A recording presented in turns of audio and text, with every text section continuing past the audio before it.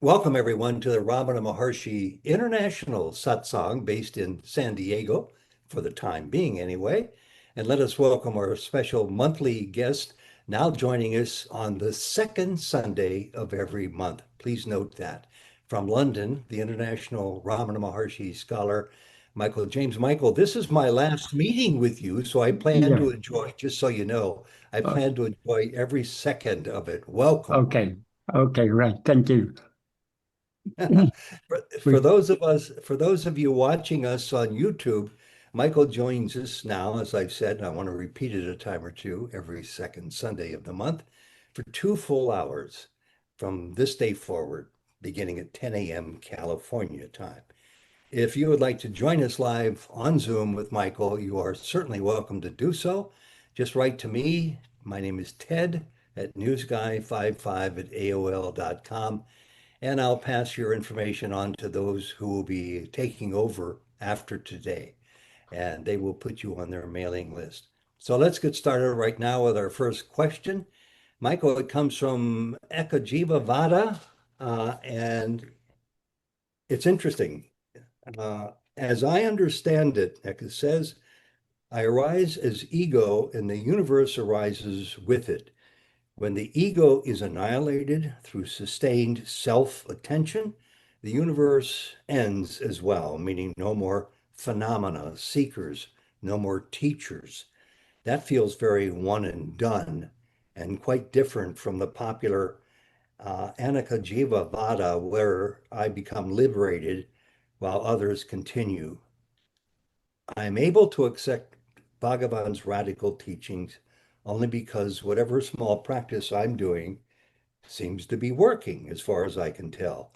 Question: did I understand this Ramana teaching accurately? Michael. Yes. Um, Ekajiva Vada means that there is just, Vada means contention. Ekajiva means one jiva. So it's the contention that there is only one jiva. That is as opposed to what is sometimes called Aneka Jivavada, which means more than one, or Nana Jivavada, which means many jivas. It means they both mean the same. In order to understand Ekajivavada, we need to understand it in the context of Bhagavan's broader teachings.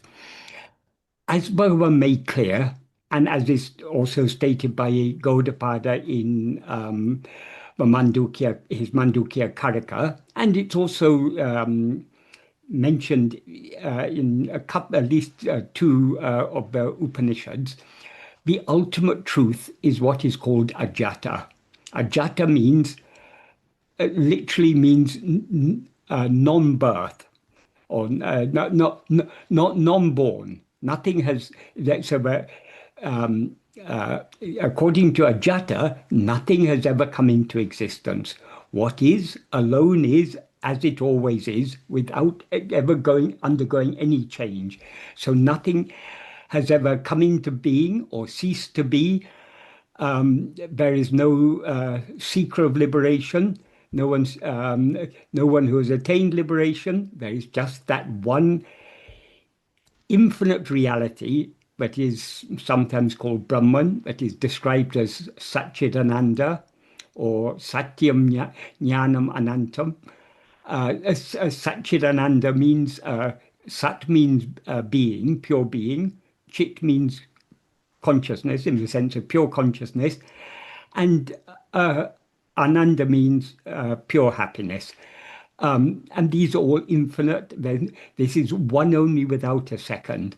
This is the contention of the Upanishads, of the ultimate teaching of Vedanta.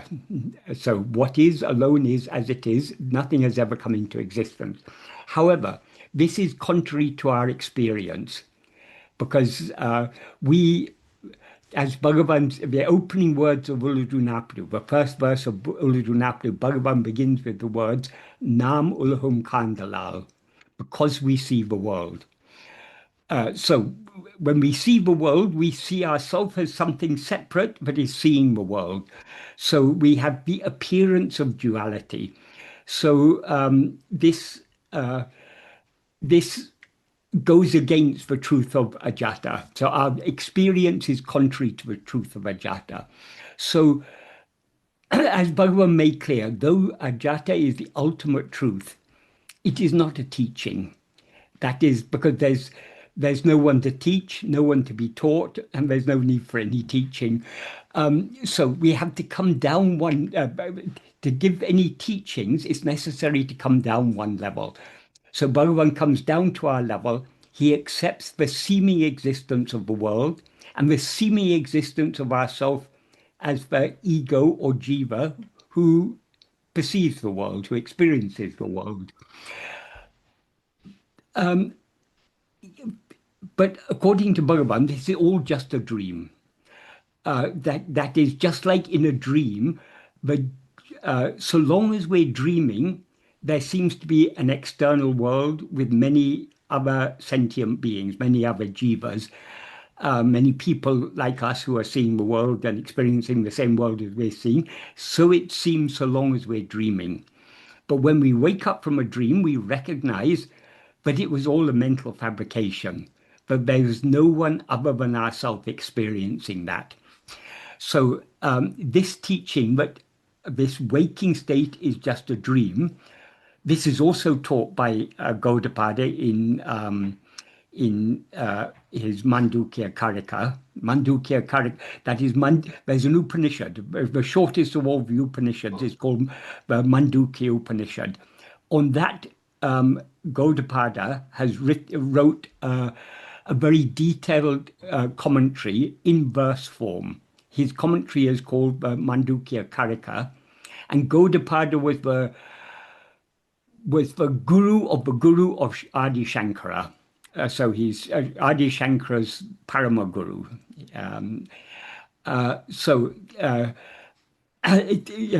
What Gaudapada taught perfectly coincides with what Bhagavan taught, but this is all just a dream.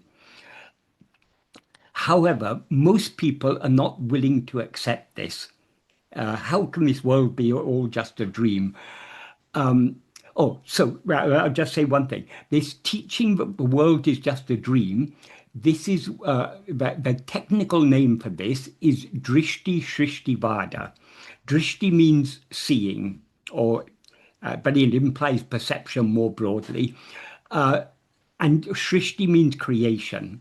So Drishti Shrishti Vada is the contention that there's no creation independent of our perception of it. Just like in a dream, the dream world has no existence independent of our perception of it. It seems to exist because we perceive it, but there's actually, though there seems to be an external world, seems to be so many other people, and we seem to be one person in that world, it's all a mental fabrication. None of this has any existence independent of our perception of it. So this is what is called Drishti Shrishti Vada.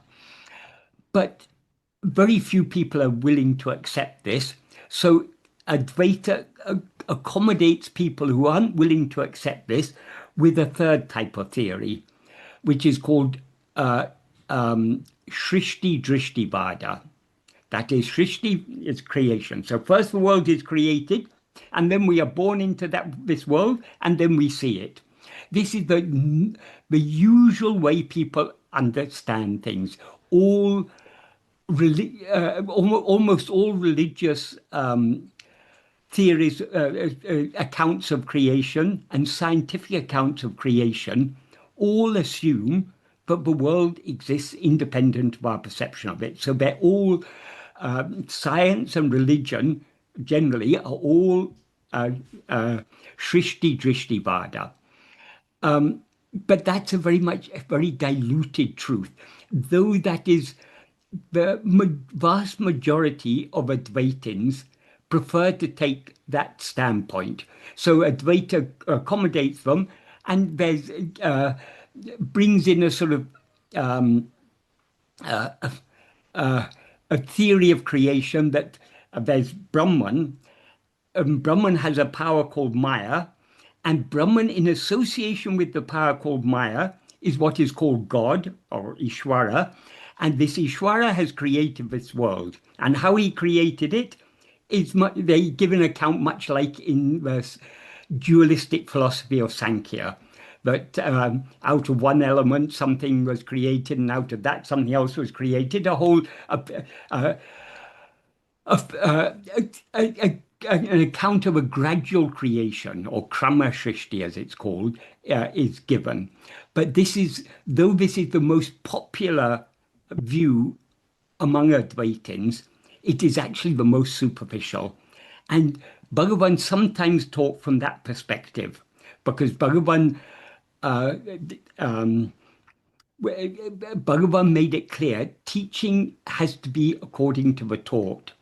When Swami Yogananda, who had gone to America and started the Self-Realization Fellowship or Foundation or whatever it was, and who wrote a book, Autobiography of a Yogi, in the mid-1930s, he returned to India for a visit, and he came to Bhagavan. And one of the questions he asked Bhagavan is, what teachings should be given for the uplift of the masses? This is recorded in talks. And Bhagavan says, teaching cannot be given en masse. Teaching has to be according to the taught. So Bhagavan exemplified this. He gave different levels of teaching to suit people at different levels of spiritual development. So though in his core teachings, works like Nana, who am I, Uladu Napadu, and so on, and Arunachala Ashtakam and other works, he's very clearly talking from a perspective of Drishti Shrishti Vada. That is the contention that the world does not exist independent of our perception of it.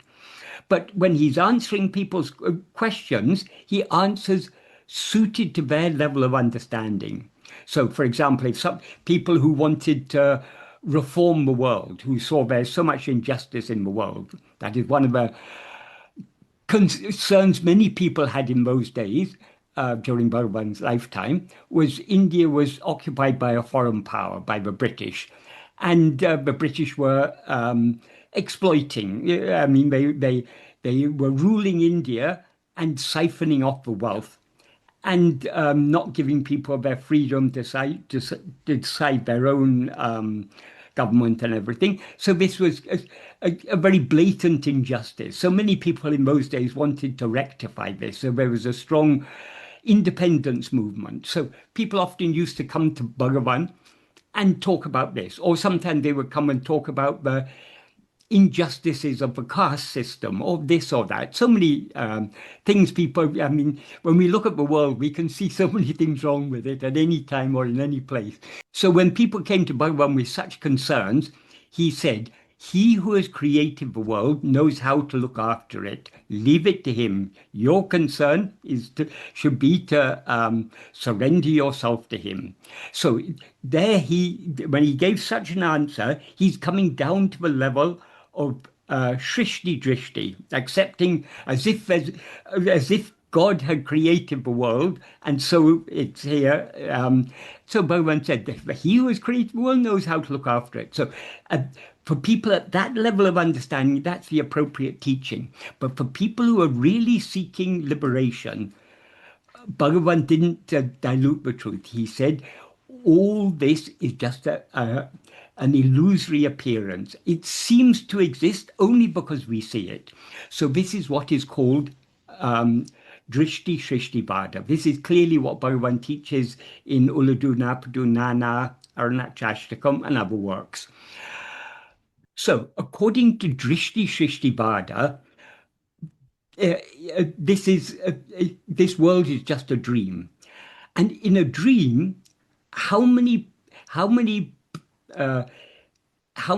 perceivers of the dream are there? There's only one. The dreamer alone perceives the world.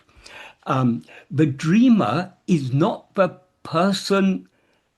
That if a dreamer experiences itself as if it were a person in its dream, but it's not the person in the dream who is dreaming. It is the ego, the I that experiences itself as I am this person. So that is very important to distinguish ego from the person that ego seems to be.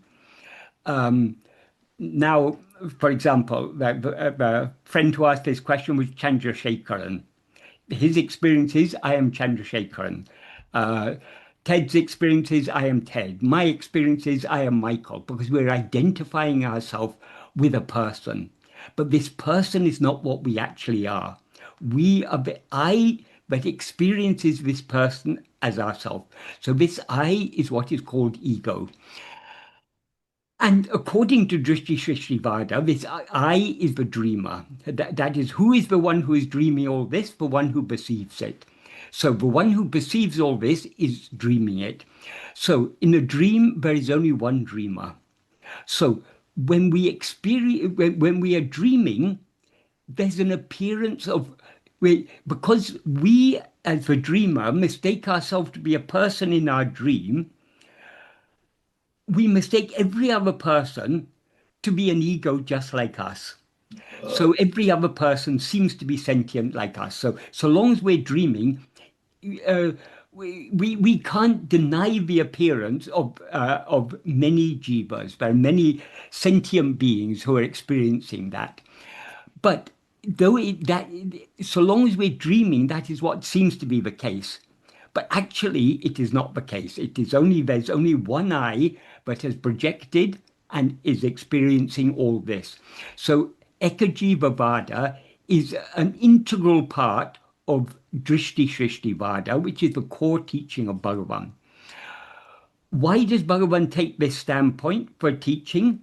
As I say, he often taught from other perspectives to suit people at different levels of spiritual development. But if we are really serious about wanting liberation, we need to accept this world is nothing but a dream. It has no existence independent of our perception of it. So there are not many eyes experiencing this world. Though when we experience this world, the world seems to be full of so many eyes, so many egos seem to be there, but all those many egos exist in the view of the one ego who is experiencing the appearance of them. So this is Ekajiva Vada. Bhagavan expresses this very clearly in Ulladu.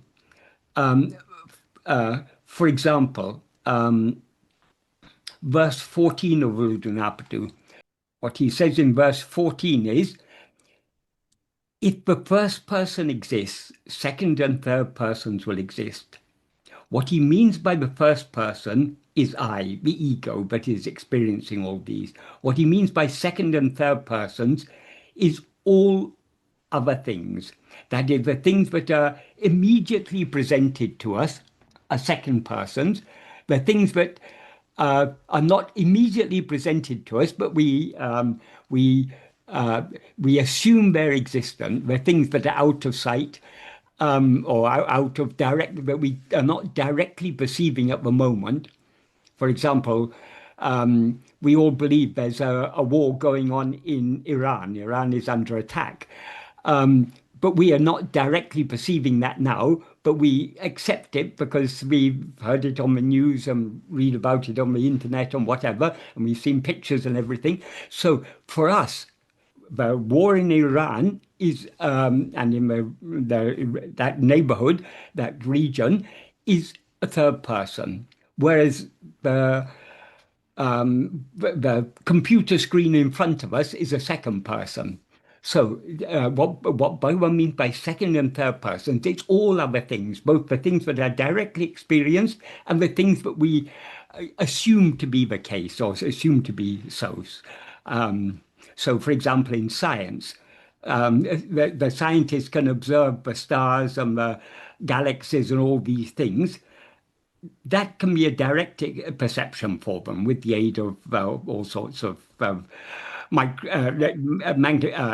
telescopes and so on. But they infer from that there was once, so many billions of years ago, there was a Big Bang. Nobody has ever experienced the Big Bang, but it's an inference, so it's a third person. Whereas the stars that are directly observable are second person. So second and third persons cover everything, both those things that appear and those things that are assumed to be. So what Bhagavan says is, if a first person comes into existence, if a first person exists, second and third persons will exist. There's an extended version of Uludunaptu where Bhagavan linked all the 40 verses into one verse. And so when linking the verses together, he added some extra words. So the extra word he added before this is Udalnan ennum attanmai. That means that first person, I am this body. That is, he's clearly indicating that the first person is ego, that which is that I which experiences itself as I am this body. So if that first person, the ego, exists, second and third persons will exist. And then he goes on to say, if one's self-investigating the reality of the first person ceases to exist, second and third persons coming to an end, the nature that shines as one alone is oneself, the state of oneself. So there he clearly indicates if we investigate the reality of this first person, of this ego, the first person will thereby cease to exist. And when the first person ceases to exist, the second and third persons will also cease to exist. He says very similar, he says in Nana, in the fifth paragraph of Nana, he says in the second half of the fifth paragraph, he says, of all the thoughts that appear in the mind, the thought called I alone is the first thought. What Bhagavan means by the thought called I is ego, because ego is nothing but a thought. But unlike all other thoughts are jada. They are not aware of their own existence. So ego is just a thought, but it's a thought unlike any other thought, because all other thoughts are just objects known by ego, which is the subject. So ego is the only thought that is endowed with awareness, but it is a thought nevertheless.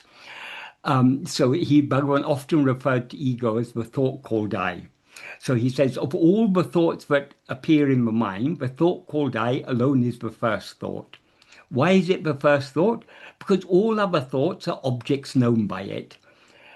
So no other thought can exist without this first thought called I, which is the subject, the experiencer of all other thoughts. And then he says, only after this arises do other thoughts rise. Here, this refers to the thought called I. And then he says the same thing in other words, only after the first person appears do second and third persons appear. As I say, the first person is ego, the thought called I. Second and third persons are all the other thoughts, all phenomena are second and third persons. So only after the first person appears do second and third persons appear. Without the first person, second and third persons do not exist. So this is very, very clearly Drishti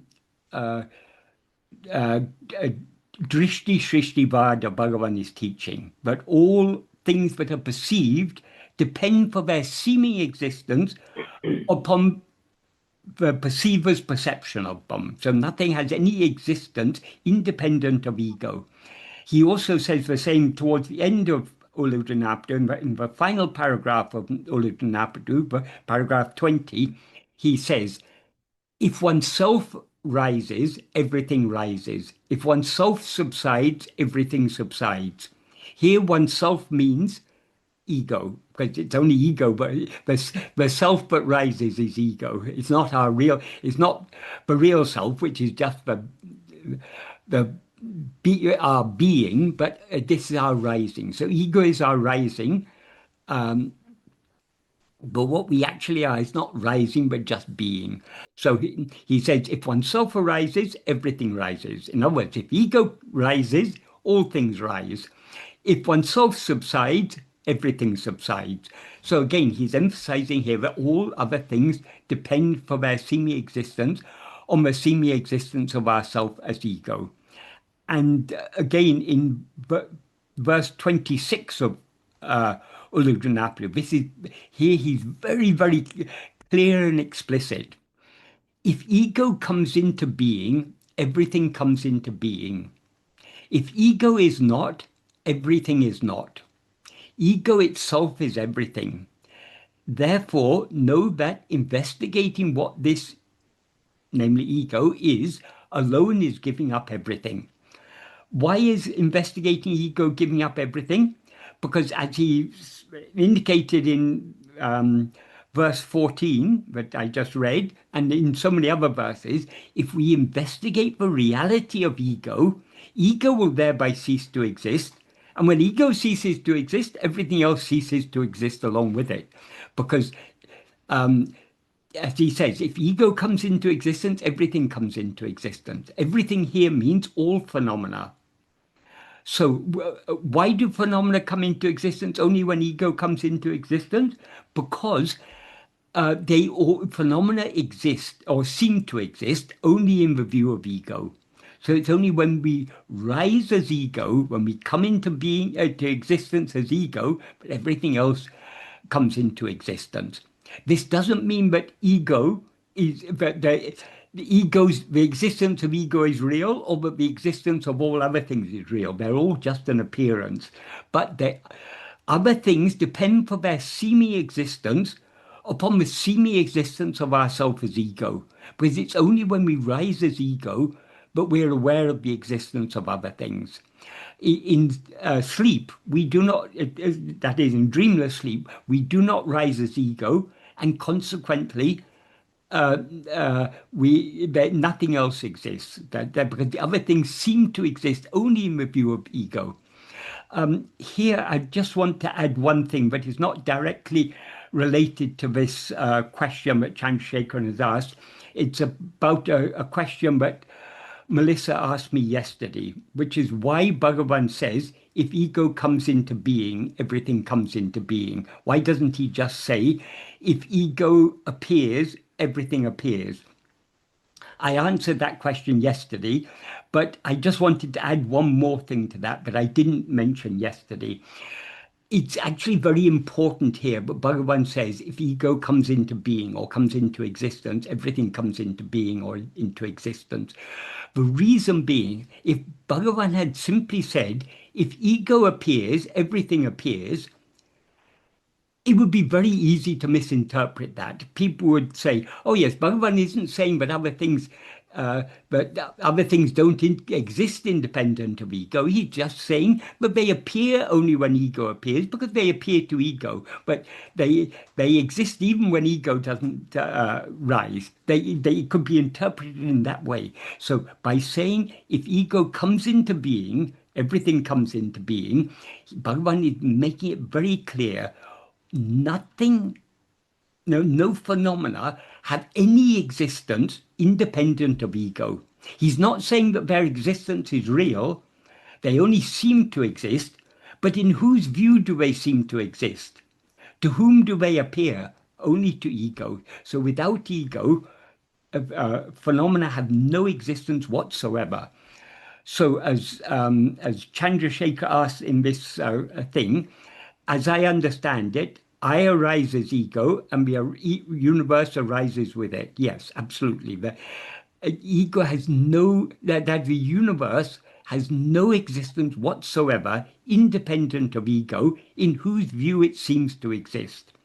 So all phenomena, whether the physical phenomena of this world or mental phenomena, all phenomena of all kind, depend for their seeming existence upon the seeming existence of ourself as ego. Because it's only when we seem to be ego, but we seem to be aware of all the seeming existence of all these things. But it's all seeming. None of it is real. What is real is only one.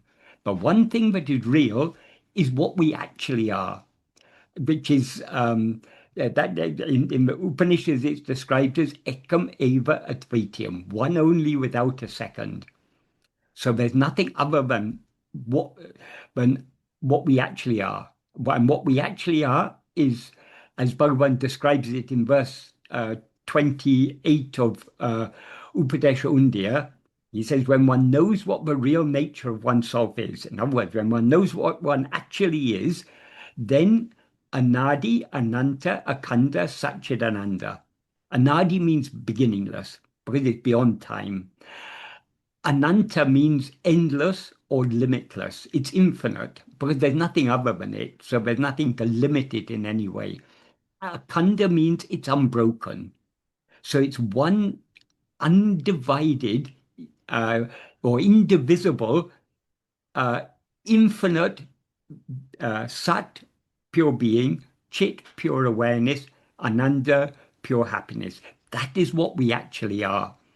And and we will know that when we know ourselves as we actually are. When we know ourselves as we actually are, we will clearly know nothing else has ever existed. That's why Bhagavan says, for example, in verse um, 17 of Upadesha, if one investigates the form of the mind without forgetting, there's no such thing as mind at all. That it'll become clear when we know ourselves as we actually are, but no such thing as mind or ego has ever existed. So what is called manonasa, the destruction of the mind, is actually the realization that no such thing as mind has ever existed. And since no mind or ego has ever existed, nothing else has existed because all other things seem to exist only in the view of ego. That is why in verse 26 of Ulunaptu, Bhagavan doesn't say when ego comes into existence, everything comes into existence. He says if ego comes into existence, everything comes into existence. So that if is very significant. Bhagavan is making a concession to us because in our view the world seems to exist. He said, yes, the world will seem to exist if ego seems to exist. But does ego really exist? If we investigate this ego, we find there's no such thing at all, and therefore there is no universe. There is only the one infinite, undivided Satchidananda, which is what we actually are. But as I say, most people are not, even most Advaitins are not, this is an extremely radical teaching. This is Bhagavan's teaching, this is the teaching of Gaudapada, but it's not what most people are willing to accept. So Advaita, like Bhagavan, Advaita caters for people who are not ready to accept this by giving an alternative view, but there's a God who has created the world, and etc., etc., etc.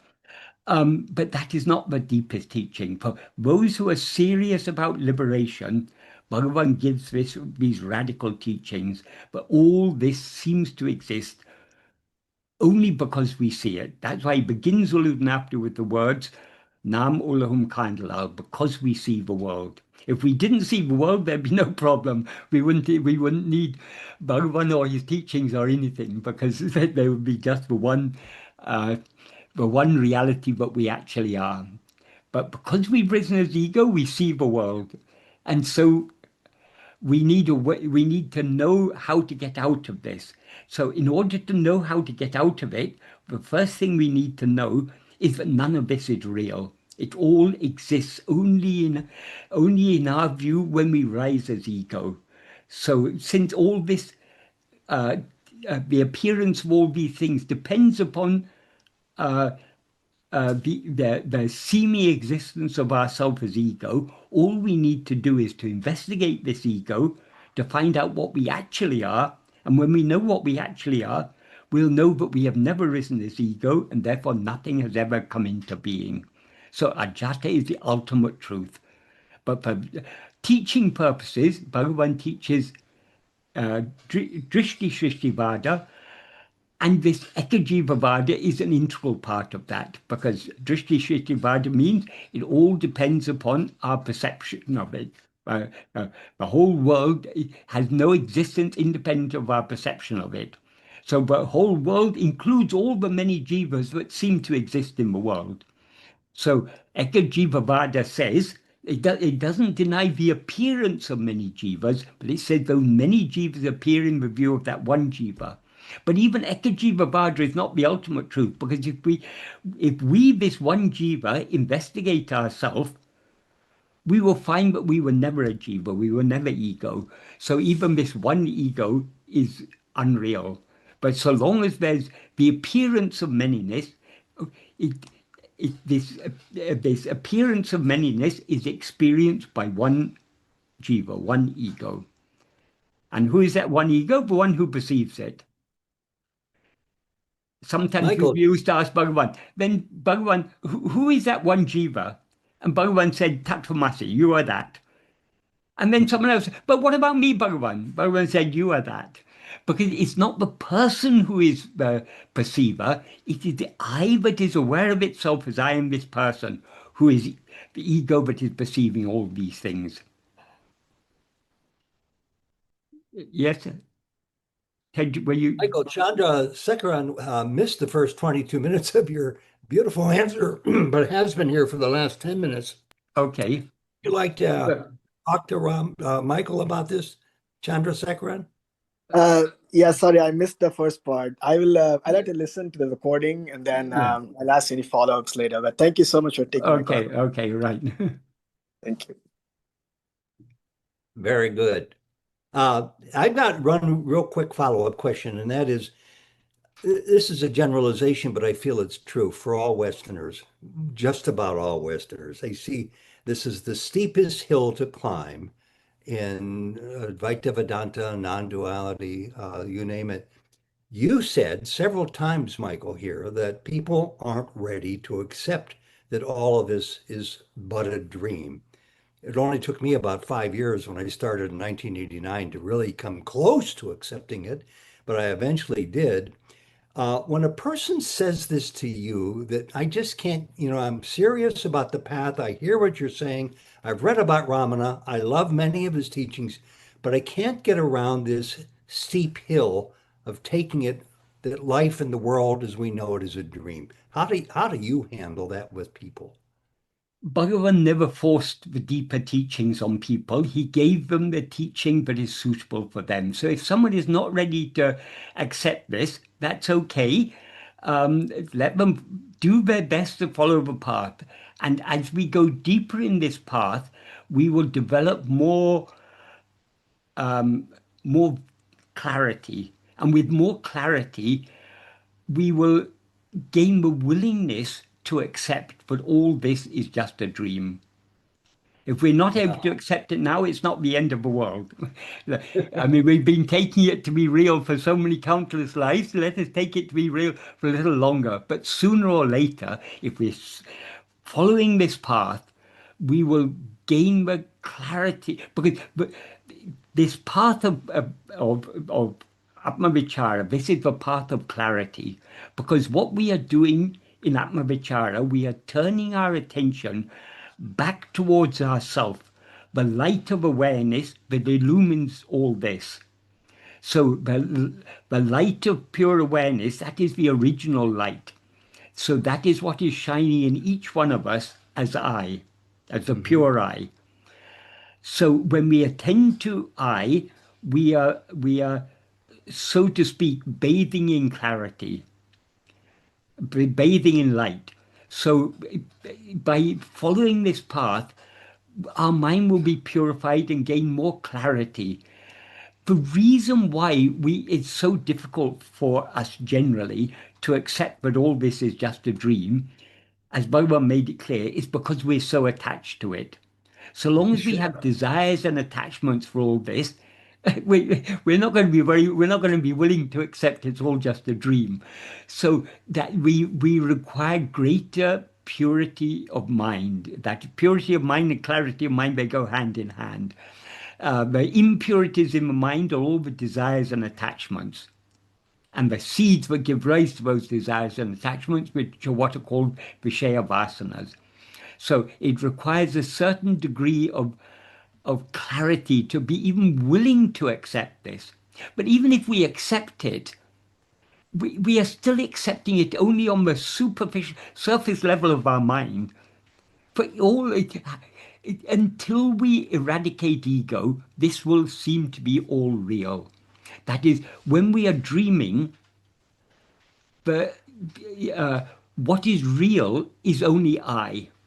But because when we are dreaming, we experience a dream person who is our own creation to be I, that dream person seems to be real. And since that dream person is just one small part of the whole dream world seems to be real. This is why, so long as we're dreaming, it all seems real. Even if we are able to do things in dream which we know to be impossible in the waking state. If we, for example, if we're flying in a dream, we know that it's not possible to fly, but at the same time, it's so real for us. We wonder why I never noticed before that it's so easy to fly. So it seems so real because so long as we take the body to be I, the world will always seem to be real. And whatever we experience in that world will seem to be real.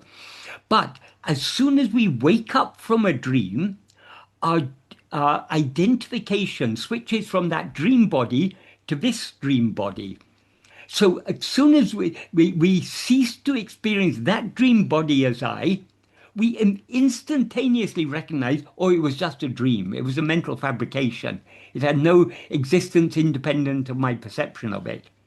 We're all able to recognize that. Even a small child, when it wakes from a dream, it recognizes there's a difference. But what it was experiencing before was just a dream, and this is waking. So we're able to recognize that distinction. But actually, because of that, we take, oh, this world, that was just a dream, this world is real. But actually, according to Bhagavan, this world is as much a dream as the Yeah. dream world.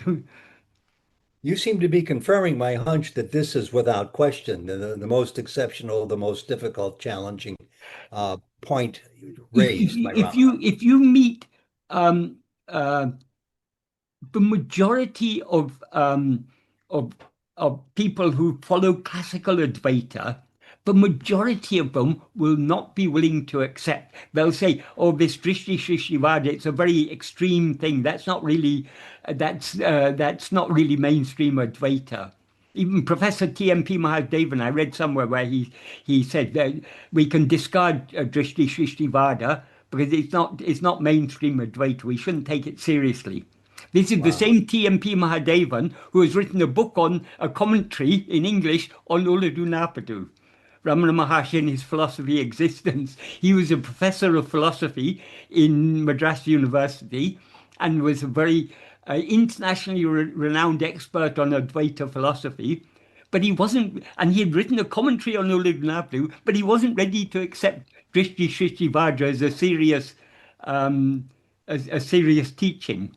So how he reconciled that with Ulludunappa, I don't know. But anyway, so the majority, and if you ask the majority of Bhagavan's devotees, very few will actually be willing to say, yes, I accept all this is just a dream.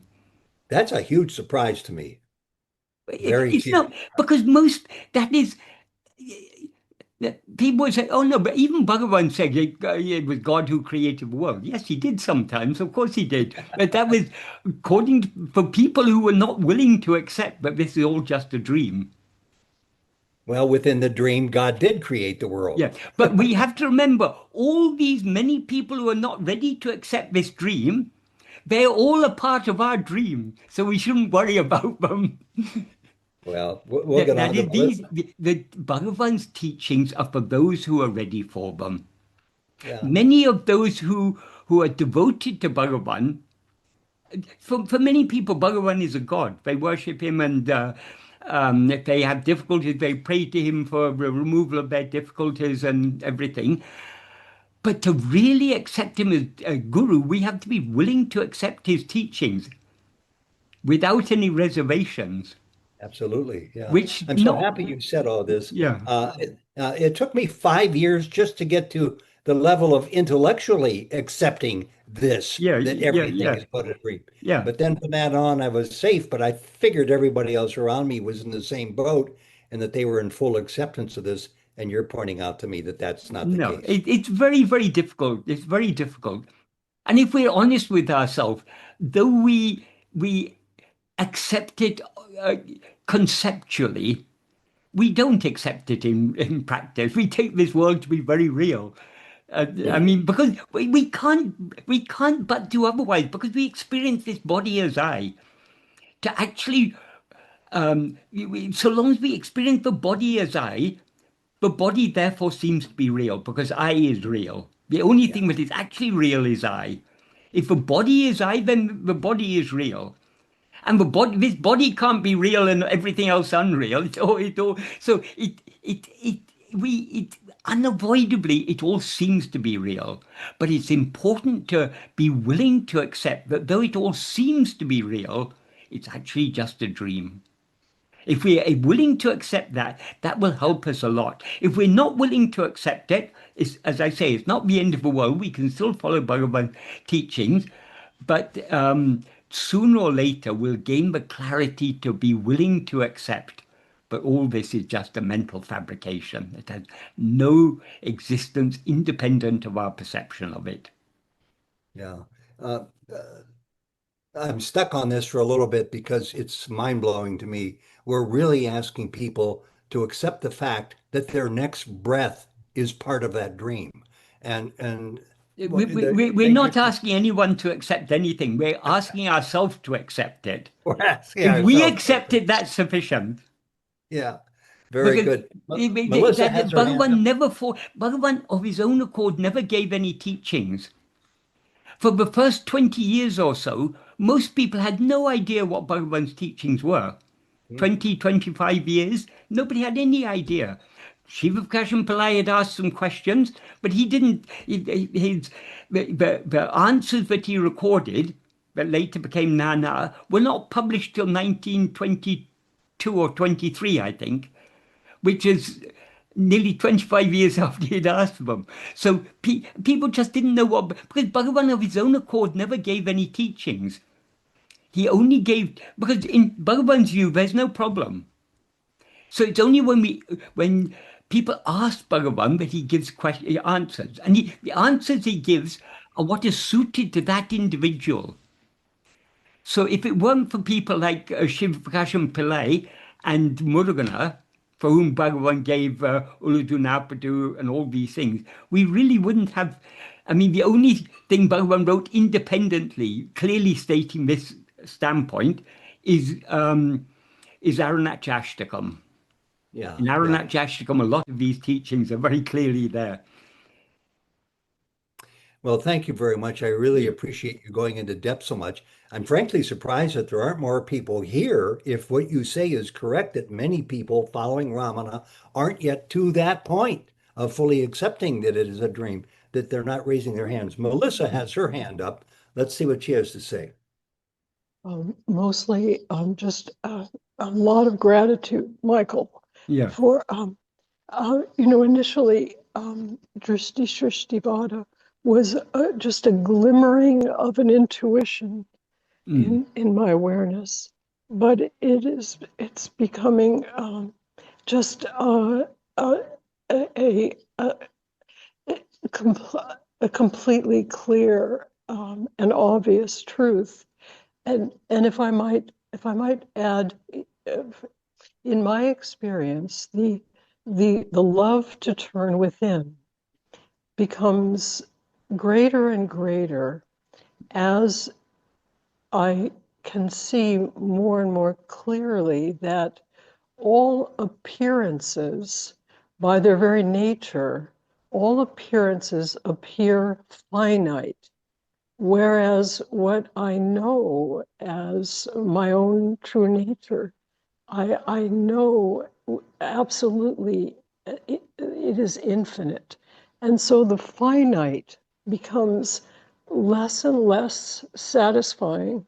Yeah. And in fact, the finite is the source of suffering. Yes, And absolutely. yes, yes. And as that becomes clearer and clearer and clearer, the only refuge is the infinite. And so turning within is the only Yeah. refuge. All finite things appear in the mind. even the mind is finite because it appears and it disappears. But the mind is a form of awareness. It couldn't appear or disappear without an underlying reality, which is pure awareness. And there's no limit whatsoever on that pure awareness.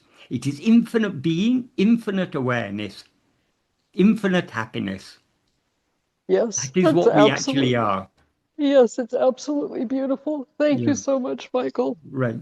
Well, it's all thanks to Bhagavan. I mean, I'm just pointing out what Bhagavan said. It's all thanks only to Bhagavan. Thank you, Melissa. We have two Steves standing in the wings here, Stephen and Steve Hamby. Steve Hamby, you go first. Okay, this is having to do with the thing about the world being a dream, it being very clear that the world is a dream, but accepting it is quite different. It's like people say, I surrender. Well, they just added a word to their vocabulary. They haven't really surrendered. Yeah. So I think Bhagavan says surrender or do self-inquiry. Okay, I'm going to surrender, but they don't really. Yes. So, but So long as here's there's an I to say I have surrendered, we haven't yet surrendered. okay, but in Germany, for example, the surrendering was easy. Just in World War II, take a flag, a white thing, go out there, you surrender. The problem was willingness to surrender. They had all these things. Should we surrender? We're surrounded. But once they did it, then it was easy. And they either got killed or taken prisoner, whatever happened. But if you say, well, it's lack of willingness to surrender, then you have a pathway. You say, well, what's hindering you from surrendering? Well, blah, blah, and there'll be certain desires. And then you can say, well, how have those desires worked out, satisfying them? Has it been a net positive or a net negative? Well, really, it's been a sort of a net negative so far. But so in other words, you have a pathway there to kind of go somewhere. So let's take the thing, something like that regarding the world being, not real. Okay. What if a person says, I just can't do it, can't do it. And it is very, it's so counterintuitive. You say, well, what about the idea of non-doership? That there's no doer? Well, that's almost, no, I can't do that either.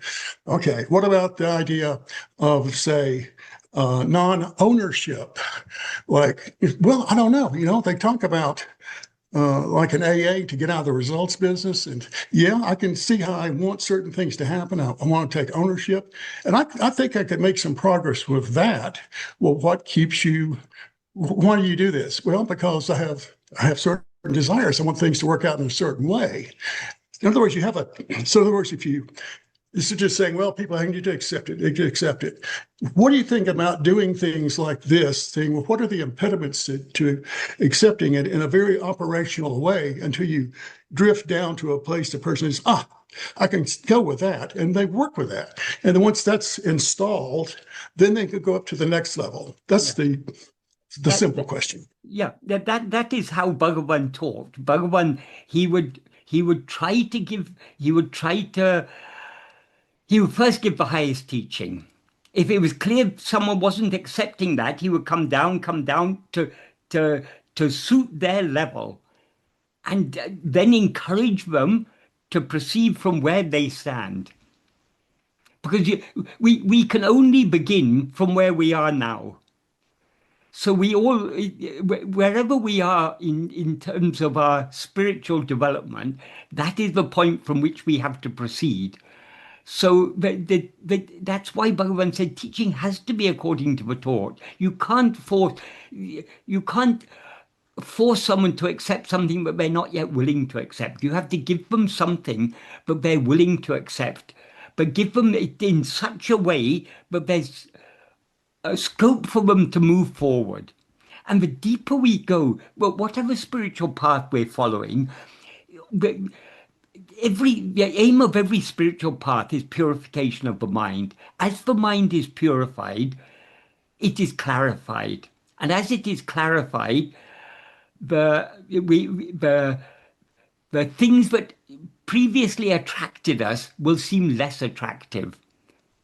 That is, we still have, if we're honest with ourselves, any spiritual aspirant, we all still have desires in this world, desires and attachments. But we can see that the desires and attachments, as time goes on, they're becoming less and less strong. We're willing to accept, okay, all this it's all just a passing, it's all a dream, it's just a passing show. None of it, whatever we may be attached to in this world, whatever we may desire in this world, it's all fleeting. None of it's going to last. So that willingness to accept that comes with the slow maturing of the soul, the purification of the mind. Thanks, Steve Hamby. Now Stephen Palmer. I think you're referring to me. Yes.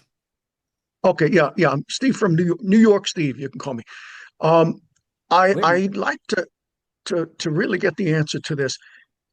My understanding is that there's one dreamer, one ego, who thinks that he is all the billions of the personalities. Now, if the dreamer, of which there is one, wakes up, how is it that all of the personalities aren't instantly dissipated? In other words, let's take when Ramana had his insight or his death experience. How did it not end for everyone? Because there, like you said, there's one dreamer who takes itself to the billions. Okay. So if that one wakes up, we should all be out of this whole thing. Okay. Who is it who says that after Bhagavan woke up, but we are still dreaming? The one who believes that there is a person called Ramana Maharshi who had a death experience and woke up. That one who is aware of all these things, that is the one Jiva. Bhagavan's Bhagavan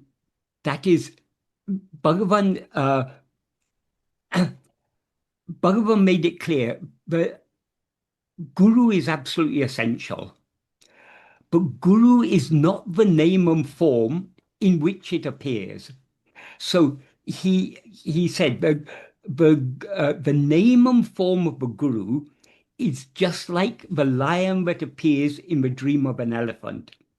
It is believed that elephants are so afraid of lions that if an elephant dreams of a lion, the shock of seeing a lion will cause it to wake up. So Bhagavan said the name and form of a guru is just like that lion in the elephant's dream. The lion is unreal, but it brings about a real awakening. So Bhagavan is not the name and form we take him to be. Yes, for our benefit, he appeared in name and form, and that he appeared as a person, and that person has a story. And part of that story is the death experience that he had at the age of 16, and then his ego was annihilated. That's the story. But that's all a part of our dream. He appeared, and that story appeared for our benefit. We are the dreamer. He is not the dreamer.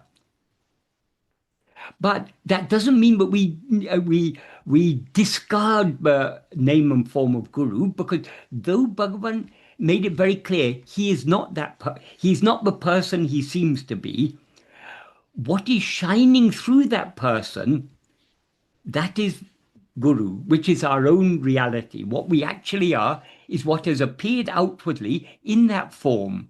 So, for example, when we see a picture of Bhagavan, when we see his eyes, we can see so much love and clarity and kindness and compassion in those eyes. So what is seeing, that is what we are seeing in that form, what we are seeing shining through that form, that is that supreme reality that we call God or Guru or Brahman or Atma-swarupa, our own very self, what we actually are. Got that, Stephen? I really don't understand that. Let's say the pure awareness is perfect from the beginning. Always, Then how yes. how is there illusion at all? How is there room for illusion at all that we think we exist if it already knows, it already has? Right. Okay. There is When people in ask questions, how or why, Bhagavan said that is the wrong question to ask, because when you ask how or why, you're assuming that there is ignorance. But that ignorance is nothing other than ego. Ignorance is the very nature of ego. So long as we are looking at this world, so long as we're looking at anything other than ourselves, we seem to be ego. But if we were willing to turn our attention back to ourselves so keenly to see what we actually are, it would be clear that we have always been that pure awareness and never anything other than that pure awareness. Ego has no existence at all. It seems to exist, but it doesn't actually exist. So Bhagavan said, if you ask how or why, you're assuming that the ego is real. But if you investigate this ego, you find it's unreal, and therefore all the how and why questions become redundant. It's asking how ego came into existence or why ego came into existence is like asking how was the son of a barren woman born? Why was he born? There's no such thing as the son of a barren woman, so the question is meaningless. So the very fact that we ask how or why means that we are assuming that this ego is real, which is exactly what Bhagavan is pointing out. If you investigate ego, you'll find there's no such thing at all. can I just ask this? Yes, This yes, question is please. very related, and I think it might be a short answer. About the death experience, your take on it. Can you give us the citation from where you disagree with the official record I of don't the think, experience being? well, Can you tell us where you got the part about he really died for 20 minutes and his heart? Where is that written? Bhagavan himself said so. Um, I'll just give one example. That is often, in all the biographies, there's a mention about Bhagavan's second death experience. That is in 1912, I think it was. Bhagavan and Parani Swami, and I think Aya Swami, one or two others, they had gone from Virupaksha cave to um, Pachaman temple, which is on the northeast foot of the hill. And there's a temple there to the goddess Pachaman, and there's a tank there, a pond. And so they had gone there, they bathed in the pond and had an oil bath. In India, when it gets very hot, if you have an oil bath, that's if you cover your body with oil and rub it into the body, and then they remove it with a powder of the soap nut tree, sika powder. That's called an oil bath, and that has a very cooling effect on the body. So often in the hot summer, people like to have oil bath. So they'd gone there, they had an oil bath, and when they were returning, they came to, there's a big rock there called Amai-Parai, the tortoise rock. And when Bhagavan came near the tortoise rock, he leaned against the rock and his body became lifeless. And Parani Swami embraced him and was weeping, thinking that Bhagavan had passed away. And after 20 minutes, the life came back to his body. When Bhagavan was asked about this, he said he was aware of Parani Swami there weeping, and he was aware of his body being lifeless, and it was just like suddenly there was like a bolt of energy from the right side to the left side, but started heart beating again. So this is in all it's there in Self-Realization, it's there in Osborne's biography, and all the biographies it's mentioned there. That is generally referred to as the second death experience. Many things that were written in Bhagavan's biography, Bhagavan didn't bother to correct things, but sometimes, particularly in the last few years of his life, he would occasionally, under some pretext, I mean, in some context or other, he would point out there were inaccuracies in what was recorded. And one day he said, though that is referred to as the second death experience, it was actually the last one. He said between the first time it happened in Madurai and that last time it happened on Amaiparai, it happened many times in between. His body would become lifeless, and after some time, the life would come back. And he said generally it was about 15, 20 minutes usually this would happen. So Bhagavan said this happened many times. But the reason that is referred to as the second death experience is it was the only one that was actually witnessed by anyone. So this is just a fact, that his Bhagavan's in the 16 years between when that first time it happened and the last time it happened a number of times, but nobody else was aware of it. But Bhagavan clearly said it happened. It happened on several occasions. Why it happened, we can't say. It's a fact. It just happened. In the case of when Bhagavan... Why would you need to die more than once? Doesn't that raise a question to you? There's no question of he needed to die. It just happened. His body became lifeless. In the case of that first time, what happened is that the death of his body is totally incidental. That has nothing to do with the death. I mean, it happened, but it's not essential to the death of the ego. That is what happened when that fear of death came to him. What he feared, if fear of death comes to us, our mind will tend to go outwards. We'll think of all the things that we're very attached to. But Bhagavan wasn't concerned about any of these things. When that fear of death came to him, what he was concerned about was his own being, his own existence.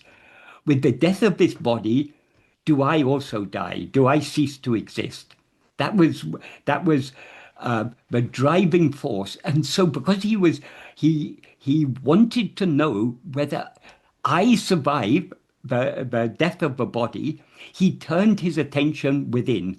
And he turned his attention within so keenly that the mind merged back in its source and dissolved there forever.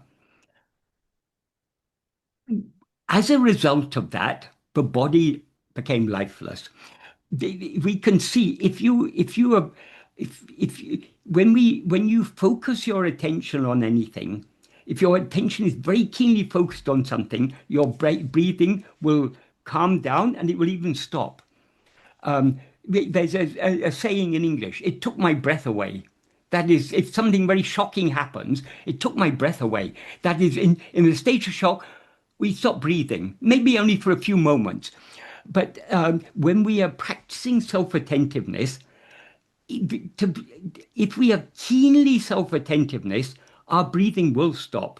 But for most of it, that doesn't result in the stopping of the heart. But in Bhagavan's case, his attention was so keenly focused within, the breathing stopped and the heart stopped. But because it was the destiny of that body to be the guru for all of us, by divine grace, life came back to that body. But because Bhagavan's mind was so even to say his mind was inward turned after that, because there was no mind there. But from our perspective, like all the early, particularly the early months in Bhagavan was in Tiruvannamalai, he was sitting in Patalalinga. He was so totally unaware of the body, but insects and vermin ate his thighs, so much so that blood and pus oozed out. So when he was found there and people lifted him up, his body was actually sealed to the ground because of the pus and blood and everything. So when they lifted him, fresh blood started flowing down his legs. Then they understood how totally oblivious to the body he must have been. So at that time, we don't know. I mean, it may have happened when he was there in Patalinga, but certainly it happened. Bhagavan said it happened a number of times. He didn't say how many times, but he said it happened a number of times, but his body just became lifeless. It has no purpose. It just happened. but we can infer it happened because of the depth of absorption, the total indifference to the body. And that indifference of the body was there till the very end. When his body was, he had a most excruciatingly painful cancer. It was sarcoma growing on the nerve. So towards the end, his body would be twitching with pain, but his face would be perfectly calm, indifferent to it. And when people asked him about the pain, he said, yes, there's pain. It's like if you grind 1,000 chilies and rub it in the wound, it's so much pain there is, but the pain is not other than me. So he was totally indifferent. The body was in agony, but he was indifferent to it. Because he clearly knew the body is not I. So it wasn't necessary, but his body became lifeless. But it happened that his body became lifeless. But that is not the death of ego. The death of ego is what happened. I mean, that's the real thing that happened. This is only as far as the body is concerned. His heart stopped beating for about 20 minutes, and it started again. And that happened a number of times. The last time it happened, it was actually witnessed by Perumal Swami and one or two others who were there, who saw his body actually becoming lifeless. It was beginning to turn blue and turning cold, and Perumal Swami was embracing him and weeping, and suddenly the life came back again. And Bhagavan just got up and walked on as if nothing had happened. Is that a satisfactory answer? Because I know this question has been troubling you, Stephen. Yeah. In most realizers that I've studied, they usually talk about a sequence where they had one insight and then it was followed by another insight, and each insight, each major event is a higher realization. But in this case, you're saying there was no higher realization, and it begs a question as to why he would keep having it if there was nothing more to be gained. It just happened. It happened. That's all we can say. We don't have to account for it. It just happened. But realize what you call realization for Bhagavan, what people refer to as realization for Bhagavan is just death of ego. And death of ego happens once, and that's the end. And there's nothing beyond that, because what remains after that is what alone is real. So that's the only real realization, if we want to call it that. Any other realization is just an insight, maybe, but it's not. The real thing is the death of ego. The death. There's one ego, and that ego, the one ego, died with him. Am I right? That's what I say. The one ego is the one who is seeing all this. This story is all a part of the dream of that one ego who is seeing all of this.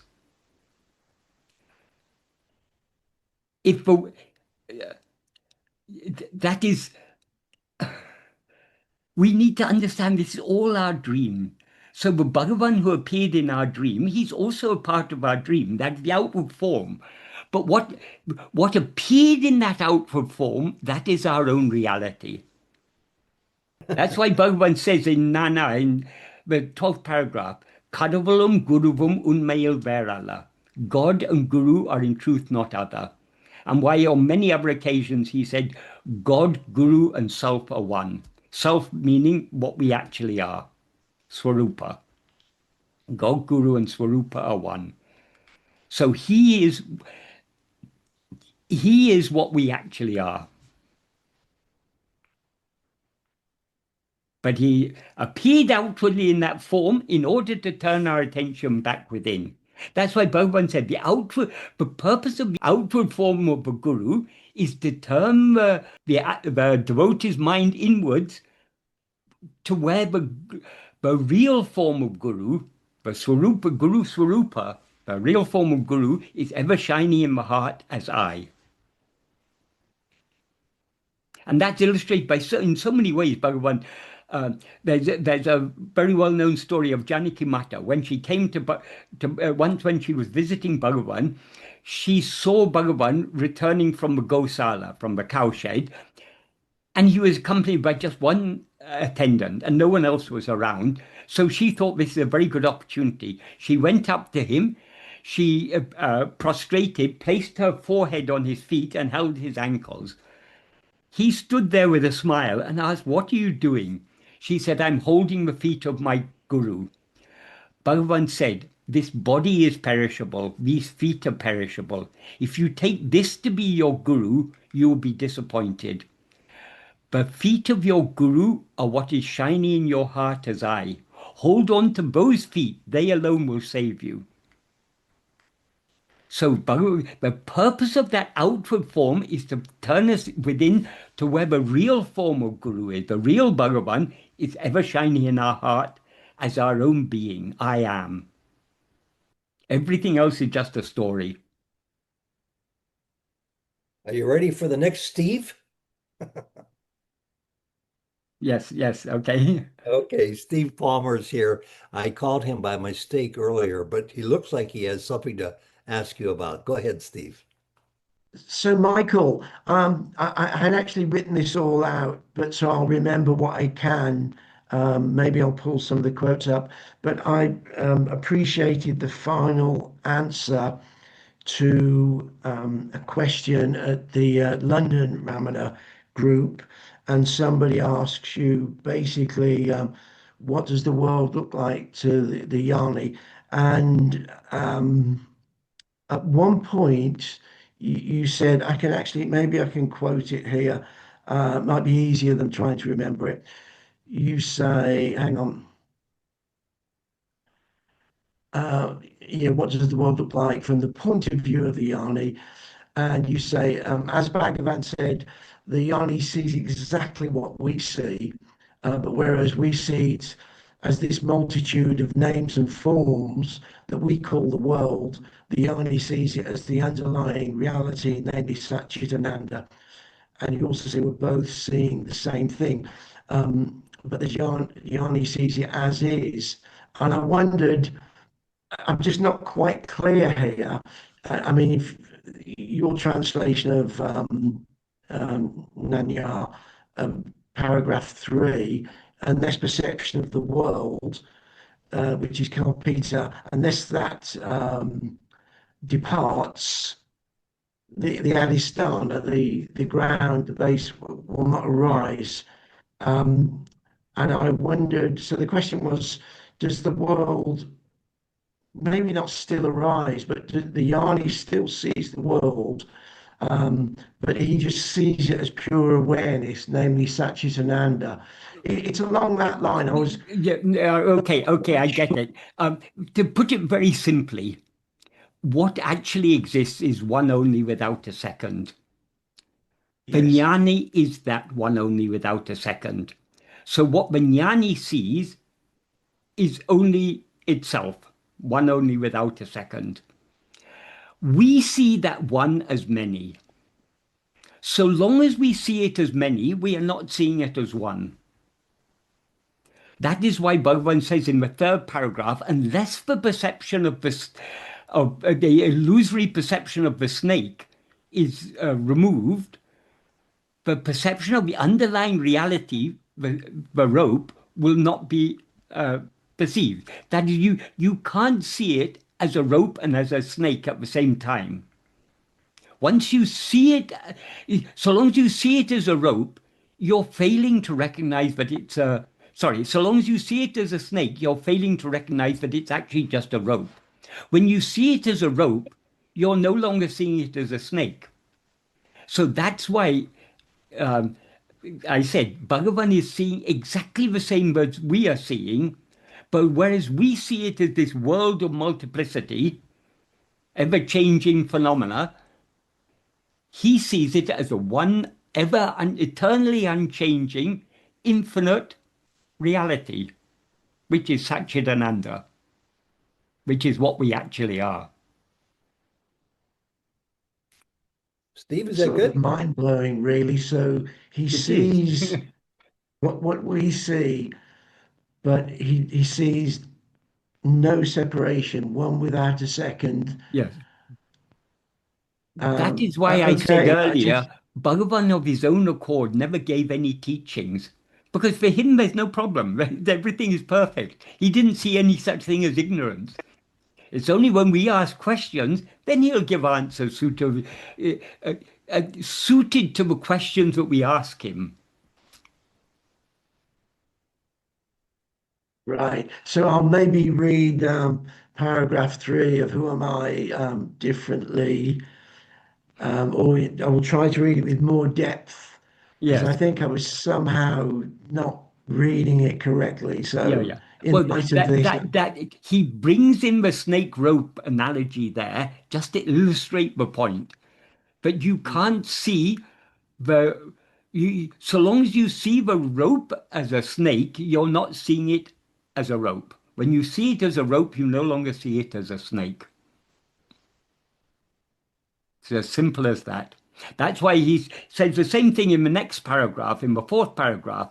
So long as when so long the world appears, Swarupa does not appear. When Swarupa appears, the world does not appear. In other words, when we know ourselves as we actually are, there will be no world. When we know this world, we are not knowing ourselves as we actually are.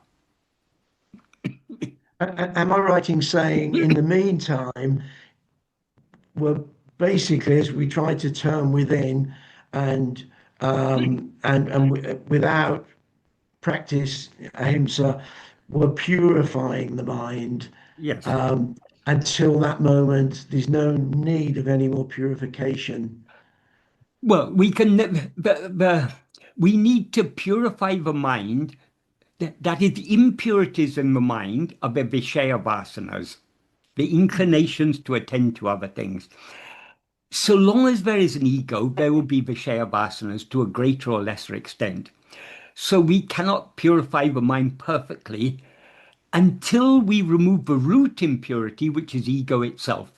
So what we need to do is to purify the mind to the extent that we are willing to turn our attention entirely within. So we need to reach that level of purity, but our love to turn within is stronger than our desires and attachments for the world. When we had reached that level, we turn our attention within. Ego is thereby dissolved, and when ego is dissolved, all its vasanas are dissolved along with it. You cannot achieve vasanakshaya, the destruction of vasanas, without achieving destruction of ego. So, but we need to reduce the strength of the vasanas to a considerable extent in order to be willing to turn within and know ourselves as we actually are. Is that clear? Could I just ask the final Yes. section to that Yes. then? And could I just to get clear, because I've heard you speak on this a lot, Yeah. but just to get clear in the context we've just spoken, and the part that grace is playing in that is, that's the question. Okay, grace is the reality. Grace is what we actually are. That is, our very being is not only infinite being, infinite awareness, infinite happiness, it's also infinite love. So the infinite love, and from Bhagavan's point of view, we are not other than him. So he sees us as himself. So the infinite love that he has for himself, the infinite love that he has for us as himself is what we experience as his grace. So grace is his very nature. He and his grace are not two different things. So that grace is also the clarity. It shines as clarity. It's what gives our mind clarity. So as the mind is purified, it is clarified. So in that clarity, we gain the love to turn within. So the grace works by sowing the seed of that love in our heart. But that love comes along with clarity. So long as our minds are very impure, so long as we've got strong desires and attachments, so long as we're very selfish, uncaring about others, as we all would have been in the past, we see the news, we see the monsters that there are in this world. people who do terrible, terrible things. But we would have been the same once, many, many lifetimes ago. But by His grace, slowly, slowly, we have been matured and purified, and at least to a certain extent. So now we look upon all these things with horror. But if there would have been a time when we would have been as selfish and as cruel and as uncaring about others as some of the people we see in the world now. This is just the nature of the world and the nature of the evolution of the Jiva. So we've gone through many, many lifetimes where slowly, slowly we undergo a process of purification. That is, in each lifetime, we experience a certain prarabdha. That prarabdha is the fruit of our past karmas that has been selected by Bhagavan for us to experience in that lifetime. And he selects those fruit that will be most conducive to our spiritual development at that stage of our development. So we through as Bhagavan said, grace works from without, from outside, giving us lots of blows. It works from within, pulling us within. So this process, that is the working of grace, cannot be adequately understood by our mind. In Arunachashtakam, the first verse, he says, Ari varu giriyana varu daru mamma adisayam idin sail ari varidakam. It stands as if an insentient hill, but its action is extraordinary, very difficult or very impossible for anyone to understand. The action he's talking about is the action of his grace. Grace actually doesn't do anything. It does everything without doing anything. So our mind, grace is something, grace is our very being. So it's something far more subtle than the mind. So the mind can never adequately understand grace. But grace is the one reality. That's why Bhagavan often said grace is the beginning, the middle, and the end. It's grace that slowly draws us to this path. It's grace that guides us along this path. And it is grace that will finally swallow us. Because that infinite clarity of self-awareness that finally swallows ego, that is nothing but grace. That is the true form of grace. Steve, thank you for all this. And that is here, present here and now. Yeah. As our own being. Our own awareness, I am. Thank you very much, Michael. I know other people are waiting, so I'll leave it there, but thank you. Right. Thank you, Steve, very much. And first time we've ever had 3 Stevens today. So Yeah. glad we got them all in. Thank you. We have 3 more people standing in the wings for our first round of questions. Rati will be the 3rd person. David will be the 2nd. And we're going to a new member here, Jacob from Kansas, right, Jacob? Who's just new with us today. Actually, yesterday, he sent me in his information and put it in a file. Welcome to our program. Welcome to Being with Michael. I'm sure you've met him before. What's your question? Thank you so much. It's an absolute honor to be here. So it's sort of half wanting to be witnessed in front of a group of people and sort of, I guess, wanting insight from Michael regarding my experience. The first thing that I'm curious about is if Bhagwan or you, Michael, have anything to say regarding the extreme emotionality that the seeker can go through. For me, the seeker has been a survivor of trauma, so there's this dichotomy of like terrifying emotions, and then there's this beautiful, immense grace from following the path of self-realization. And then that sort of segues into, I mean, I believe you've given an answer to the second question here, but my desire, my longing is to sit in silent stillness next to the guru. That's what's being longed for. And Do you know where to find the guru? Do you know where exactly to find within I am the exactly guru. yeah. That's it. And I just wanted to hear you say that, Michael. Outside looking for guru, we haven't understood the guru's teaching, because the guru's teaching is the guru is within. Yes, and it's just as a separate individual, it's very difficult to Yeah.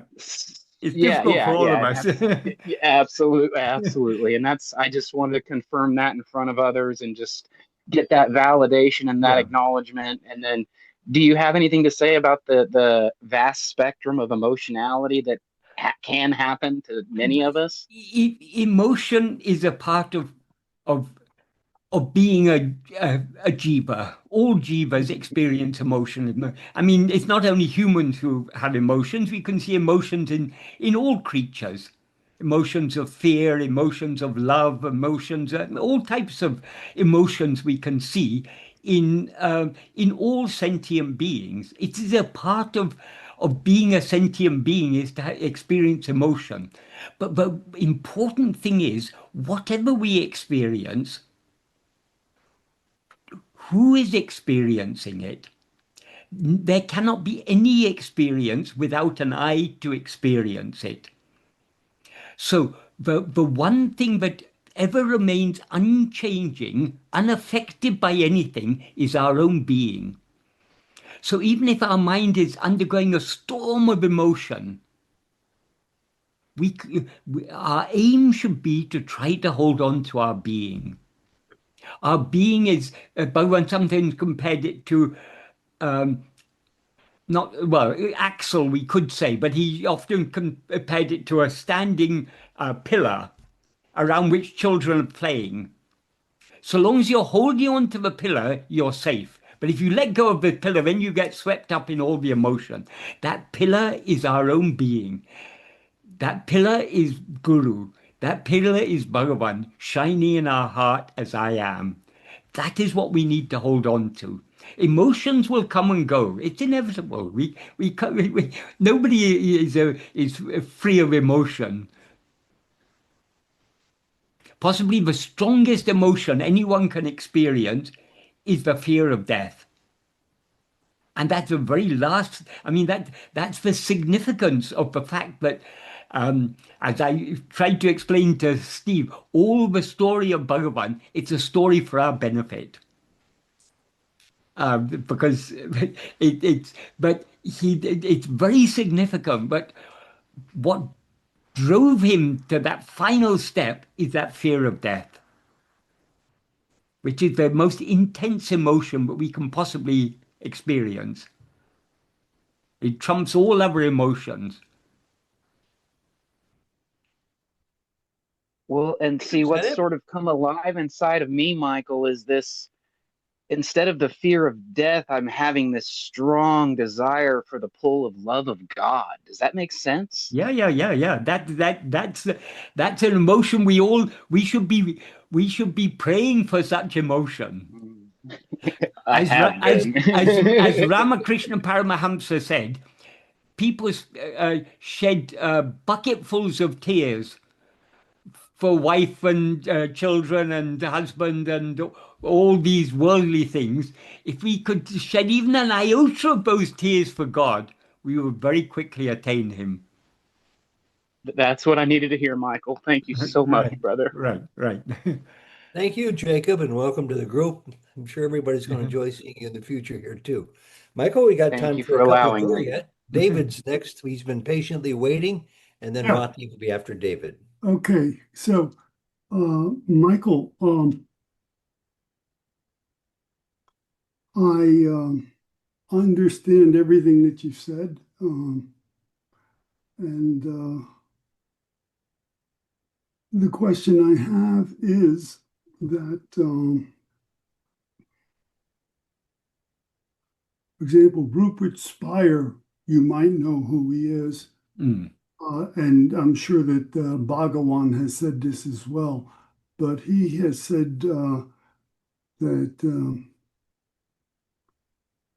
we are all in eternity now, right now. And therefore, the fact that we have separate cells and so forth is an illusion. And we might be caught up in this way or that way. So if we are all in eternity, is that something that is to, in a sense,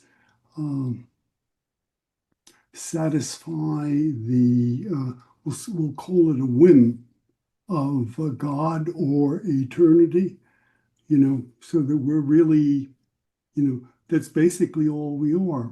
And I mean, that would be okay with me, but I'm just wondering what your comments would be about that. Thank you. We are not in eternity, we are eternity. That Fine. is what we actually are is infinite. It is beyond Yes, time, beyond space, beyond all kinds of limitations. absolutely. That is what we actually are. But Right. we don't experience ourselves as such now. Now we experience ourselves as if we are this person, as if we are Michael or David or whoever. So that is the problem. It's it's good to know, but what we actually are is eternal and infinite and everything. But merely for us, that's an idea. It's nothing more than an idea. It's not our experience. Yeah, well, So I would. how to make it our experience? We need to know ourselves as we actually are. And for that, we need to investigate ourselves. A lot of these people who talk, who give lectures on Vedanta or various of these sort of spiritual philosophies, they often talk very glibly, as if you're already that. That you're eternal. All that you need to recognize is your being. It's very easy to talk these things glibly, but this is not our experience. And until it's our experience, it's a pointer in the right direction. That's all. Where it is pointing is that eternity, infinity is our very nature. So to experience that, we need to know ourselves as we actually are. And to know ourselves as we actually are, we need to investigate ourselves. The I same Rupert Spira says about Bhagavan's teaching that self-inquiry is not his main teaching, but it's just a concession, because he's completely misunderstood Bhagavan.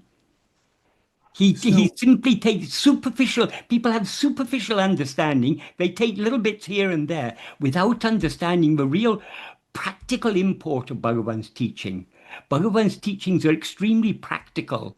And if we don't put them into practice, it's nice and consoling to think, yes, I'm eternal, I'm infinite and everything. But these are just ideas, thoughts. They may be consoling thoughts, but they're not much help to us unless we put them into practice by trying to find out what we actually are.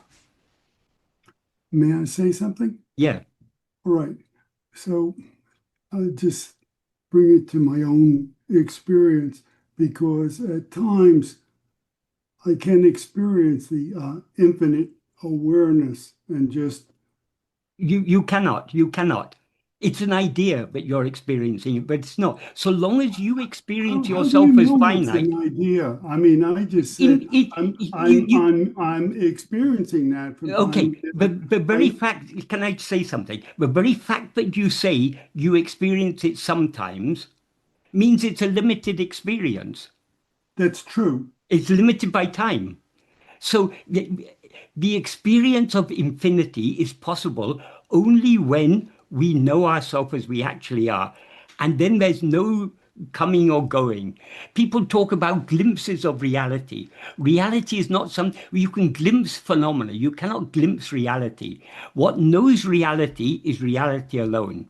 The reality is the pure awareness, infinite awareness that we actually are. What experiences that infinite awareness is only the infinite awareness. So we can know it only by being it. And being it is not something that comes and goes. All right. So we need to be we need to be very hard-headed about this. We need to be very realistic. We are still bound by limitations. So long as we experience all this multiplicity, we experience ourselves as something separate. There's I and other. There's subject and object. All this duality seems to be there. we need to go beyond that. And the only way to go beyond it is to turn our attention back within until such time as we dissolve forever in the infinite being that we actually are. So everyone in this group then who is speaking is not there yet. No, we're not there. The very fact that if we were there, there would be no speaking. There would be no one to speak anything. Okay. Thank Yeah, you. but people can be on the road to being there, right, Michael? What? People can be on the highway that gets them there Yeah, and make yeah. progress as they Yeah, go yeah, along. yeah. Hopefully we're all on the highway. We all aspire at least to be on the highway, but where exactly on the highway we are, we don't know. So let's Yeah. just keep. We know the direction we need to go in is to go Yeah. within. Yeah. So let us go in that direction. If we continue in that direction, we will sooner or later reach our destination. And I And what got to is our add to that. destination? It's what is here and now, what we always actually are. And I got to add to that by saying simply being on the highway and knowing where you are on the highway has its own rewards and Well, we don't know where satisfaction. we are. We know all we can know is that we're going in the right direction. That's what I meant. If we Yeah. understand that the right direction is back within. Great. Thank you very much. A couple of more people. Liane will be following Rati if we have time. Rati, take off. It's yours. Rati, are you here? Yeah, Michael, I wanted to just say, in a talk, in a previous talk, when you said what we talked about action, inaction, karma, etc. Even not to rise in action, even inaction is a form of karma, actually, which is something which I realize I need to take more seriously, because sometimes I may decide not to rise in action, but the only right form of inaction is really subsidence.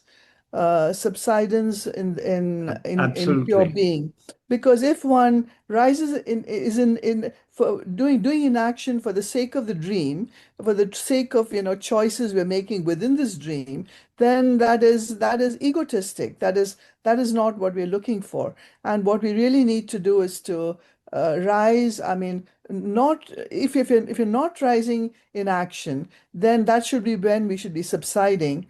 And even in action is karma, is a form of karma. And even nishkamya karma, like the teaching that Lord Krishna gave to Arjuna, where he said, you should fight. I thought about that. So you mentioned that one more time. More recently, you said sometimes we may need to fight or make choices to fight. But Yeah. that is a lower level of a teaching rather than a higher level of a teaching, which he gave in, was it chapter 16 or chapter 2 of 16, where he said, you should really subside within, and that's the Yeah. highest level, which Bhagavan later wrote in Tamil Yeah. as well. Yeah. So That is the Bhagavad Gita. Krishna begins with the highest teachings in yes, the verses 11 to about 25 or so of chapter 2 of the very highest teaching. Arjuna was not able to grasp that, so Krishna came down, down, down and gave. It was designed in such a way, but there's teachings there to suit everyone. But the highest teaching is what he began with, which is Bhagavan also did the same. Bhagavan often, when people came to Bhagavan, he would give a higher teaching. When he saw they're not grasping it, he would come down, down, down, down till finally he gets to the right level for them.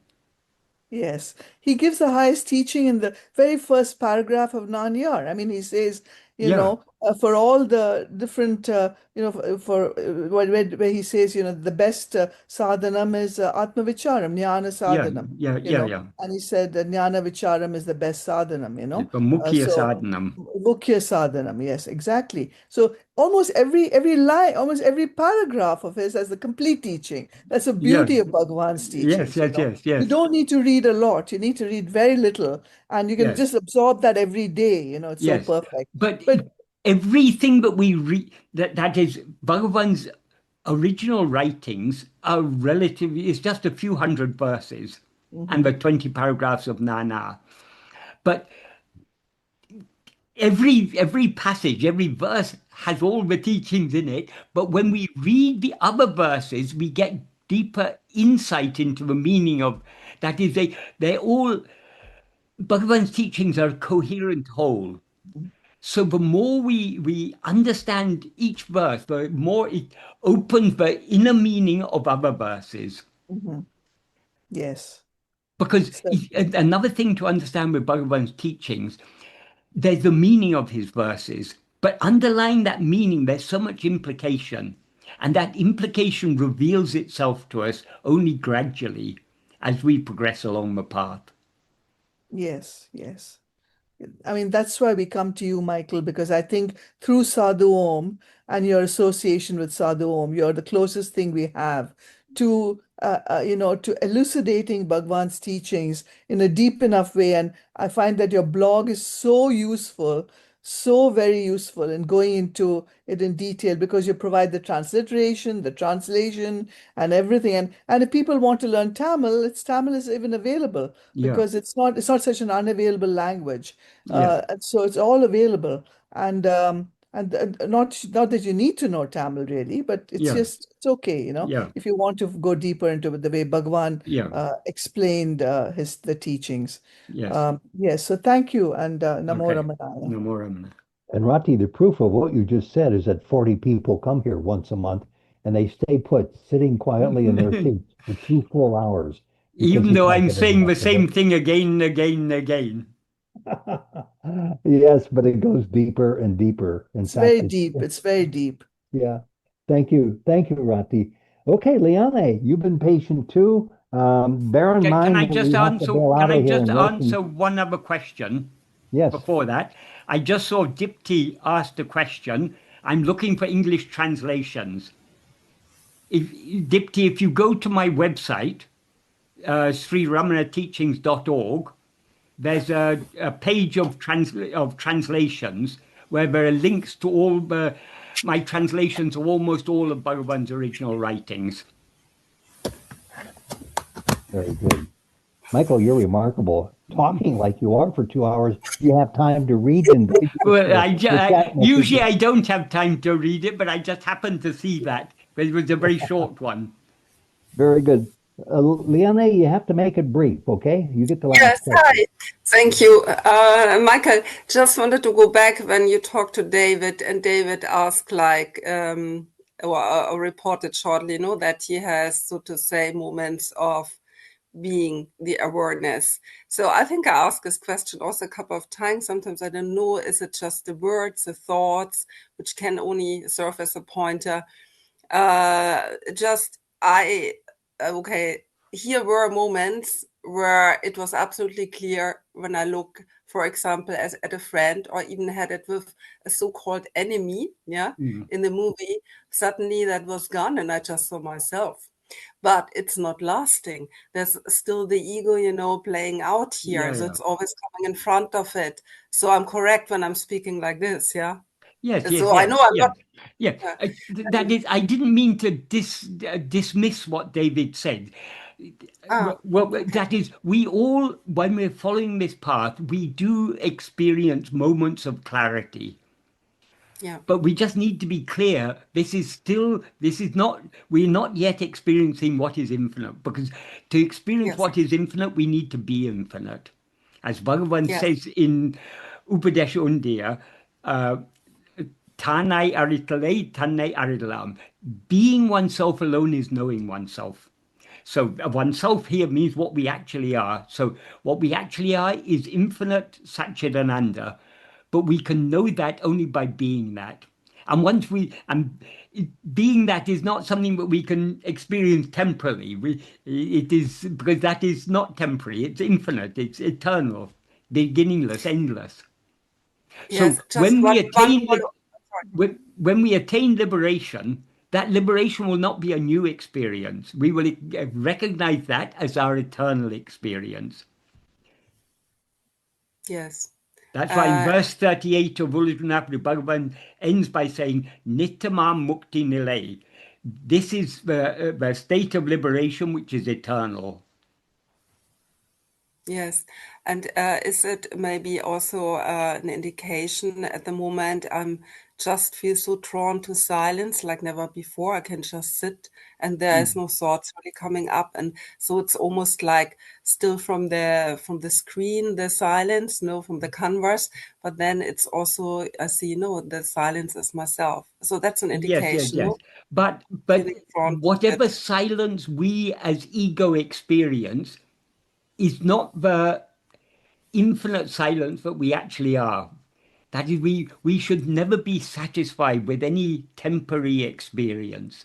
We need to go deeper and deeper and deeper until we find that infinite and eternal silence is our very nature. We have never been anything other than that. Yes. Okay. Thank you. Thanks, Okay. Liane. That's a great way to wrap this up, and thank you too. A brief announcement and then a quick goodbye, and that is that I've been told by Mana, who was here last week, and I'm in her debt for relieving me to be here last week when I couldn't, that Melissa will be the main contact and moderator of this group. This day forward, you'll be receiving emails. Others will guest host some weeks of the month while Melissa continues to manage the Zoom account and weekly emails. And the final note is, Michael, since we have a couple of minutes, the last few minutes will be given to those here.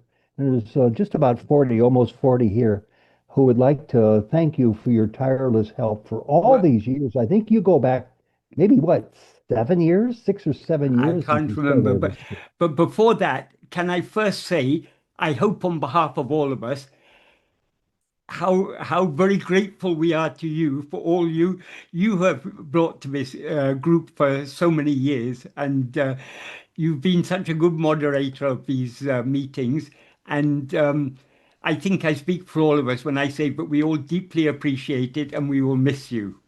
Oh, Michael, it's completely unnecessary. And we wish you and Jody all the best. I've been your student first and foremost. Thank you for that. And I finally, through my thick head, received your message to go within more than ever before. I'm still waiting to receive the message. I'm well, broadcasting it, yet. but it's still not sinking in. You're not 80 yet. When I got to 80, which I never thought I would do, I thought before that I'm going to turn within. My wife left this group 5 years ago, and she did for that reason. And so I'm following her. I'm a Johnny come lately in that respect. Right. Thank you. We love you, Michael. And Right. let's give everybody else who would like to say thank you a chance to sound off right now, if they care to. Michael? Yes. Yes, go ahead. I just wanted to thank you so much. I've learned so much from listening to you. One thing that you said that will always stay with me is that Bhagavan did not ask us to succeed. He asked us to try. Yeah. That's what's important. What else can we do? We can but try. Yeah. The success is in his hands. Yeah. And then it's Michael's message on the heels of that message, Barbara. Persistence. And Yes, I've got that lesson. It's hard sometimes, but yeah. Thank you, Ted. Thank you, Bruce. Yeah. You've been here from the beginning, and I know you've enjoyed Michael as much as all of us have. Oh, yeah. Okay, one last chance for anybody else to speak up. Thank you, Ted. You've been a wonderful host, and we will miss you very much. Your wonderful, warm presence here, and Michael, of course, is invaluable to all of us. Otherwise, we're just going in the woods. We're seeing mistaking the trees for the forest, or the forest for the trees. I don't know what it is, but whatever it is. But we're just getting lost sometimes. But thank you all very much, and thank everyone who's also trying to be on the path. And we need everybody here to give us assurance that probably what we're doing is not too crazy, right? Well, I'm so happy. I'm so happy that we're Yes. able to say we're here in this path at this time in our lives, when listening to the Guru's message, as Michael repeats over and over, that Ramana suggested is so good for us. And I know that the message about the Guru is the Guru within, to ask self repeatedly. I've learned that in my old age. I finally learned that. Michael, and thank also you. like for instance the Male Marinde, or the medicine of the mountain, and the medicine of Bhagavan is the medicine we all seek, and this is the true path to sanity. There is no other path to sanity than this one, Yeah. So in that sense, thank you. Melissa, you get the last word. Oh, I just want to remind everyone that for those who wish to continue with this group, be watching for an email. I'll probably send it out around Wednesday, and I think it will have my name, Melissa Goodnight, and my Gmail is megood473@gmail.com. So if that arrives in your email queue, it will have a link, it'll be a new Zoom link for this group to continue on. Very good. Look in your spam box in case it's a new address also. Yes. And Melissa, Spam- just put your name in the subject line, maybe Melissa from the San Diego group or something, in the Sure. subject Yes. line. Yeah. Thank you, Melissa. Yes. Thank you, Melissa. Yes. My Actually, pleasure. how can anybody ever miss an email with the address me good? I love it. Thank you all very much. God bless you all. Right. Pleasant dreams. Go inward. Follow Yeah. Michael's direction, and maybe we'll Bhagavan's cross paths direction. again. Bye-bye. Bye.